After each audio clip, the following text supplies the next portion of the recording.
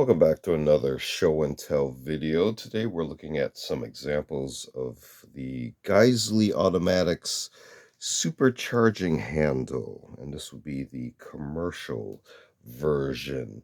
There is also, I believe, the URG versions of the charging handle, which have less of the typed printing on here, so it's more subtle in appearance. So feel free to check out current product offerings from GEISSELE. They are also available on multiple vendor sites if you cannot find them directly, uh, or vice versa. If you cannot find them on vendor sites, try directly at GEISSELE Automatics. So these handles come in a variety of shades and colors, and there are also other models as well, particularly the ACH, Airborne Charging Handle, which has shorter grip surfaces, so they won't interfere as much with facing gear because of a possible snag, and particularly while jumping out of vehicles such as fixed wing aircraft or rotary wing aircraft. Yeah. So anything that might cause the handle to abruptly move against a person's equipment. So, but this is actually the standard supercharging handle.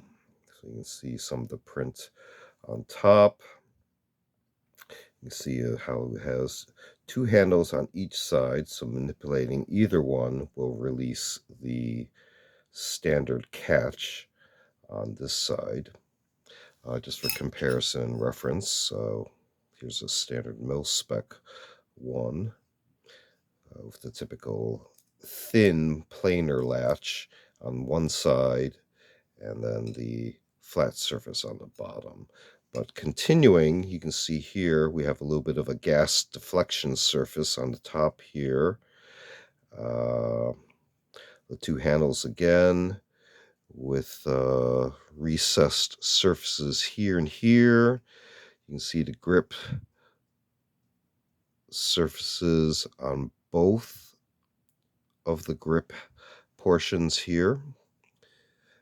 And trying to see if there's any other reinforcement points. You can see how this square portion is significantly larger than this one, as well as the profile of the charging handle is different than the mil-spec type as well. But it fits within the receiver channel, so if we flip it over, you see a difference in size between the overall profiles of the handles, as well as how it's assembled to accommodate the latch portion here. You see the tunnels are pretty much the same, as well as the endpoints and the holes for the gas tube end portion.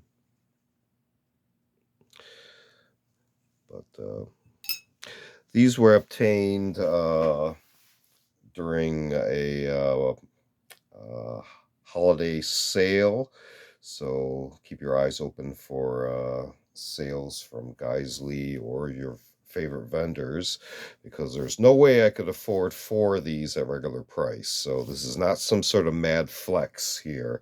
These were on massive holiday clearance discount, so that was the only way I was able to obtain four of these at a reasonable price. But just to show how these line up against a boat carrier, let's put it up against this example here. So you can see how a normal mil-spec one would interface at the top here, at the top of the gas key portion. Now, this is actually a Midwest Industries boat carrier group. This is actually kind of a mad flex. Try finding one of these today.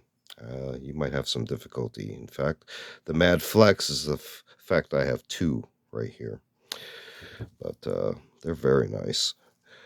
But I tried to color coordinate, but like with anything, kind of like with the scar color features, I ended up with a variety of shades, which is actually kind of cool to look at.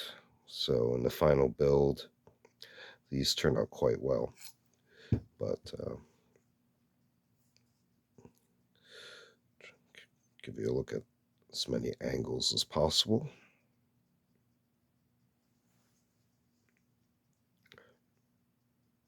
This is what you'll see, the user facing portion. Again, the gas deflection surface here.